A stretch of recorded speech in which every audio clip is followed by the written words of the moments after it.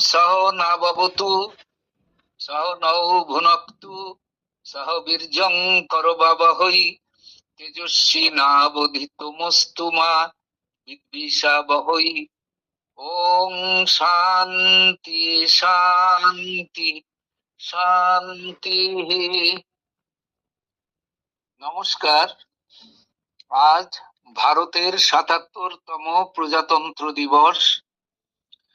Matrix institute of computer সেন্টারে আমরা মিলিত হয়েছি এই প্রতিজ্ঞা নিয়ে যে আমরা দেশকে ভালোবাসবো, দেশের সংবিধান মেনে চলব।